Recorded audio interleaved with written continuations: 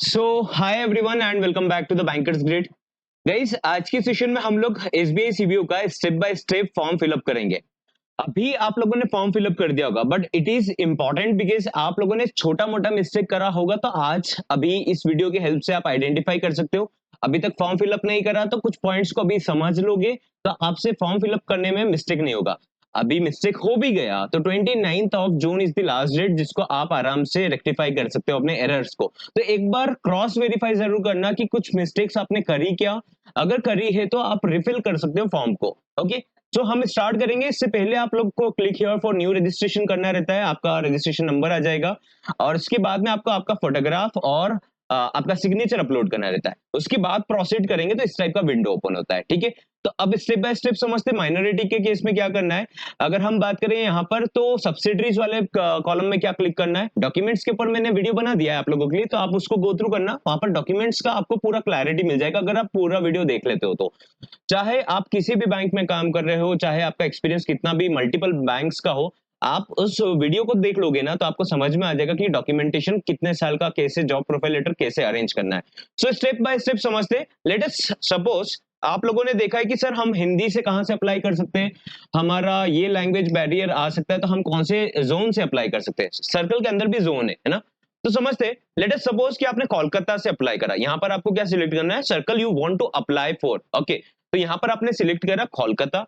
Kolkata select करोगे तो local language के ऑप्शंस अवेलेबल है जो नोटिफिकेशन में मेंशन्ड है कि इस पर्टिकुलर सर्कल में 3 अलग जोन है, तो वहां पर आप लोगों का लैंग्वेज अलग हो सकता है, आप चूज कर सकते हो उसमें से। तो कोलकाता में 3 लैंग्वेज के ऑप्शंस है, that is Bengali, Nepali and Hindi. तो आप जैसे इसको हिंदी से प्रोसीड कर रहे हो, बंगाली से प्रोसीड करना चाहते हो, नेपाली से प्रोसीड करना चाहते हो, उसका पर्टिकुलर जोन रहेगा, वहीं पर पोस्टिंग होगा।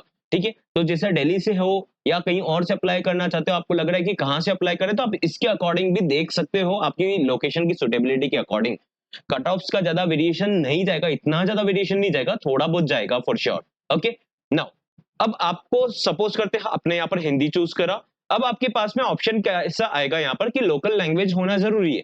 सपोज करते हैं कि आपके 10th और 12th की मार्कशीट में एविडेंट नहीं है कि आपने लोकल लैंग्वेज का प्रिपरेशन करा है। जैसे यहाँ पर हिंदी चूज करा है, तो आपने 10th और 12th की मार्कशीट में हिंदी मैंडेटरी सब्जेक्ट को कंप्लीट नहीं करा है, आपकी मार्कशीट में सब्जेक्ट के नेम मेंशन रहते हैं। तो अगर वो नहीं करा है तो आपको यस और नो करना है। अगर है आपके इसमें तो यस करना है। नो करेंगे तो आपको पता है बाद में क्या होगा। आपको पर्टिकुलरली यहाँ पर तो यस कर दिया है, बट नो करेंगे तो आपका लैंग्वेज प्रोफेशनल टेस्ट होगा, प्रोफिशिएंसी टेस्ट होगा एग्जामिनेशन और इंटरव्यू के बाद में। एलपीटी होता है, तो उसमें क्या होता है, आपका टेस्ट होता है लोकल लैंग्वेज का, क्योंकि आपकी 10th और 12th की मार्कशीट में वो मेंशन नहीं है। ऑलराइट, नाउ अब सबसे बड़ा कंफ्यूजन वाला कॉलम आने वाला है, दैट इज कैटेगरी। कैटेगरी में आप जनरल अप्लाई कर सकते हो, ईडब्ल्यूएस कैटेगरी से हो तो ईडब्ल्यूएस कर सकते हो। इसमें कुछ भी चेंजेस नहीं कर पाओगे बाद में। What do I mean by that, आपने सपोज करते हैं ईडब्ल्यूएस से अप्लाई कर दिया और आपको लग रहा है कि बाद में सर्टिफिकेट नहीं मिलेगा तो चलेगा, हम जनरल में काउंट हो जाएंगे, तो ऐसा बिल्कुल नहीं है। आपका कैंडिडेचर रिजेक्ट हो जाएगा अगर आप डॉक्यूमेंट्स को प्रेजेंट नहीं कर पाए तो यहाँ पर अगर हम समझे तो जनरल कैटेगरी से आपने चूज करा तो ठीक है, ईडब्ल्यूएस से करा तो आपको इंश्योर करना पड़ेगा। I hope it is visible to all of you. Please indicate your category correctly in the online application form. No change in the category will be permitted after submission.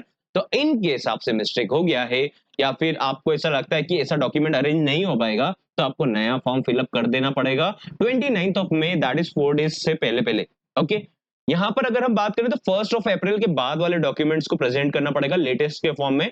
Central का format होना चाहिए, चाहे SC ST हो, OBC हो, EWS का हो। अभी नहीं है चलेगा, बट इंटरव्यू से पहले आपको अरेंज करना पड़ेगा। You need to ensure that. ठीक है, नाउ लेट अस सपोज आपने यहाँ पर क्लिक करा ऑन एडब्ल्यूएस, है ना, एडब्ल्यूएस कैटेगरी से आपने अप्लाई करा। अब यहाँ पर आपको क्या करना पड़ेगा, सब कास्ट। अब जैसे आप जैन में हो, आप शर्मा ब्राह्मण हो, आप किसी बनिया कम्युनिटी से हो, तो इस टाइप से आपको जो भी कम्युनिटी ईडब्ल्यूएस में आता है तो आपको यहाँ पर मेंशन करना रहता है। लेकिन ईडब्ल्यूएस में यहाँ पर नहीं आएगा, ओबीसी की कैटेगरी में यहाँ पर आएगा, एससी एसटी की कैटेगरी में आपको आपका कम्युनिटी कास्ट बताना रहेगा। ठीक है, तो यहाँ पर उस कास्ट का नेम मेंशन करना है। जैसे कि शर्मा इज इक्वल टू बहुत सारी कास्ट में होता है ब्राह्मण, तो यहाँ पर ब्राह्मण मेंशन करा, ऑल्दो रिजर्वेशन नहीं है, but I am giving you just an example. तो यहाँ पर क्या पुट अप करना है, एक इंपॉर्टेंट पॉइंट मैं आप लोगों को और बताना चाहता हूं। ये जो सबकास्ट यहाँ पर मेंशन है, आप तो मेंशन कर दोगे वहां पर, बट आपको क्या देखना है यहाँ पर कि आपके जो कास्ट का सर्टिफिकेट है उस पे लिखा रहता है they belong to this community, है ना, वहां पर जो मिला लिखा रहेगा वही यहाँ पर मेंशन करना है। वहां पर जो लिखा हुआ है, सपोज करते किसी की इसमें लिखा है सुनहार, है ना, तो जो लिखा है एज इट इज यहाँ पर मेंशन होना चाहिए, आपने मन से कुछ नहीं लिखना है, ठीक है। तो यहाँ पर वही मेंशन करना है जो आपके कम्युनिटी कास्ट के फॉर्म में लिखा हुआ है ना, आपका सर्टिफिकेट में मेंशन्ड है। अब यहाँ पर आपने देखा, I confirm that I am in a position will produce EWS certificate issued based on annual income for the financial year 24-25। मतलब अभी जो 24-25 गया उस फाइनेंशियल ईयर का आप प्रोवाइड कर पाएंगे, ये आप कंफर्मेशन दे रहे हो, कंफर्मेशन ईडब्ल्यूएस में दे रहे हो, then only you need to take, otherwise आपको जनरल कैटेगरी में जाना पड़ेगा अगर आप डॉक्यूमेंट कंफर्म नहीं कर सकते। Are you person with benchmark disability of 40% and above, अगर हो तो यस करना है, नहीं हो तो मेनली मैक्सिमम कैंडिडेट्स को नो क्लिक करना है। यहाँ पर नो सिलेक्ट करेंगे तो ये सारे जो टैब्स है वो ऑटोमेटिक बाय डिफॉल्ट डिसेबल हो जाएंगे, ठीक है। ये डिसेबल्ड हो जाएंगे तो आपको यहाँ पर सिलेक्ट नहीं करना है कुछ भी। फर्दर आप जाएंगे तो आपको यहाँ पर लिखना are you suffering from cerebral palsy, तो ये सभी आपको यहाँ पर नो ही आ जाएगा बाय डिफॉल्ट, क्योंकि डिसेबिलिटी पर आपने नो कर रखा है। अब यहाँ पर एक और टैब आएगा, नेक्स्ट आप जाएंगे, आपको कुछ भी प्रॉब्लम आता है ना, तो यहाँ पर गाइडलाइंस का ऑप्शन रहता है, आप इसको क्लिक करेंगे, you will come to know about the guidelines कि वो क्या मांग रहे हैं, पर्टिकुलर हैंड रिटन डिक्लेरेशन में क्या मांग रहे हैं। तो आप यहाँ से जाकर क्लिक कर सकते हो। ये वीडियो लेंदी हो सकता है, लेकिन अगर आप इसको प्रॉपर समझेंगे तो आई एम श्योर कि डॉक्यूमेंट्स में आपने अगर जो सिली मिस्टेक करा, अभी आपको लग रहा है कि यस मिस्टेक नहीं हुआ है, वो लेटर ऑन आपको डिस्कवर होगा कि लास्ट डेट चला गया है, सर हमने ये मिस्टेक कर दिया था, आप कैसे रेक्टिफाई करें, then there will be no option. आपको ये वीडियो प्रॉपर्ली समझ लेना है कि यस क्रॉस चेक करना है कि आपने इसी तरीके से फॉर्म फिलअप करा है नहीं करा है, ये क्रॉस चेक के लिए, नॉट एप्लीकेशन के लिए। अगर डिसेबिलिटी है कवर्ड अंडर द डेफिनेशन है तो ऑटोमेटिकली यस करना, अदरवाइज नो करना है एज यूजुअल, ठीक है। अब आगे चलते हैं, यहाँ पर जो कॉमन आपको डाउट आता है, तो रिलीजन में आप आपका हिंदू, मुस्लिम, क्रिश्चियन, जैन, सिख और बाकी अदर्स का सिलेक्शन यहाँ से कर सकते हो। लेटेस्ट सपोज मैंने आपको यहाँ पर हिंदू सिलेक्ट करके बता दिया। यहाँ पर आप माइनॉरिटी से अगर बिलोंग करते हो तो आपको यस करना, अदरवाइज नो। माइनॉरिटी का अलग टैग है, आप माइनॉरिटी के बारे में जानते हो देन ओनली आप इसको अप्लाई करना यस में, अदरवाइज मत करना। जैसे कि माइनॉरिटी के अलग अलग सेक्शन है, उसके बेसिस पर अगर आपको रिजर्वेशन है तो अब यस करना, अदरवाइज नो करना, है ना। हम इसको नो कर देंगे यहाँ पर। Are you working with subsidiaries, इस क्वेश्चन पर सभी क्वेश्चन कैंडिडेट्स अटकते हैं। तो आप किसी सब्सिडरीज में काम कर रहे हो, जैसे कि एचडीएफसी बैंक में नहीं, आप एचडीबी में काम कर रहे हो, तो आपको यहाँ पर सब्सिडरीज के लिए यस करना है। एचडीबी तो अब ऑल द मर्ज हो गया, लेकिन एग्जांपल मैं आप लोगों को बता रहा हूँ। तो आपको यहाँ पर क्या है, किसी भी केस में यहाँ पर यस नहीं करना है। स्केड्यूल्ड कमर्शियल बैंक की सब्सिडरी में काम कर रहे हो क्या, नहीं, क्योंकि अगर आप सब्सिडरी का एक्सपीरियंस लेकर जाओगे तो आपका स्क्रीनिंग में रिजेक्शन हो जाएगा, वो होना भी नहीं चाहिए। तो अगर आप सपोज करते आईसीआईसीआई बैंक लिमिटेड से हो तो आपको यहाँ पर क्या करना है, नो, ठीक है। आप सब्सिडरी में काम नहीं कर रहे हो, है ना, आप directly scheduled commercial bank RRB में काम कर रहे हो। अब यहाँ पर नेक्स्ट क्वेश्चन है, are you already working in SBI in the clerical supervisory cadre और employees engaged on contractual basis, तो ऑब्वियसली आपका नो करना है। अगर करेंगे तो आपको शायद से यहाँ पर एक्सेप्शन नहीं मिलेगा। हैव यू अर्लियर, अब यहाँ पर बात आती है कि आप पहले एसबीआई में क्लरिकल पोस्ट पर काम कर चुके थे और आपने रिजाइन कर दिया है ना। पहले एक क्वेश्चन आ गया कि ऑफिसर ग्रेड पर काम कर चुके थे और रिजाइन कर दिया था, वापस से रीअप्लाई करा अपने सीबीओ के लिए, तो उसके अकॉर्डिंग आपको यस नो करना है। तो मोस्टली कैंडिडेट्स तो इसे काम नहीं करे होते तो छोड़ेंगे नहीं। आप क्लरिकल से छोड़ चुके थे पहले तो यस नो उसके अकॉर्डिंग करना है, छोड़ चुके हो तो यस करो, अगर नहीं छोड़े हो, कभी काम ही नहीं करा है वहां पर, तो कोई बात नहीं, नो करना है। आपकी सिविल में और मॉरल एप्टीट्यूड इन सब में कुछ प्रॉब्लम है, यस नो करना है, तो ऑब्वियसली आपको यहाँ पर नो नो क्लिक करना है।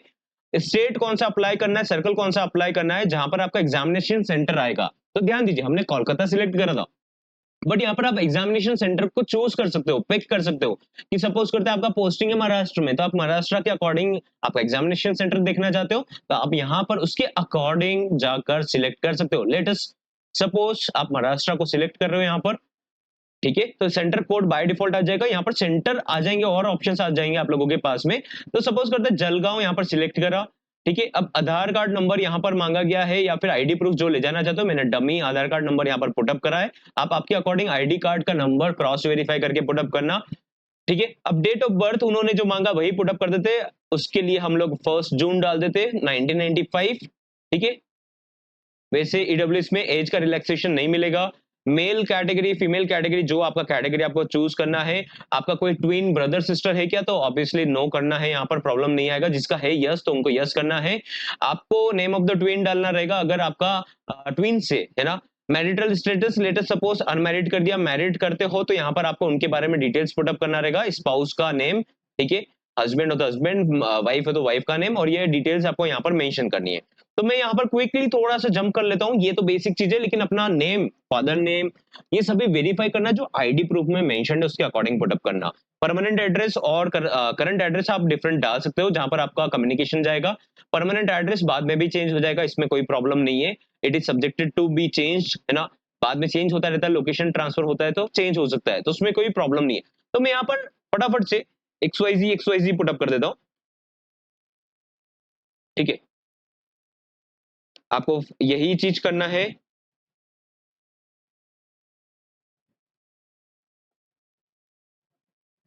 यहाँ पर हमने नो करा था, स्पाउस नेम दैट्स वाई नहीं आएगा।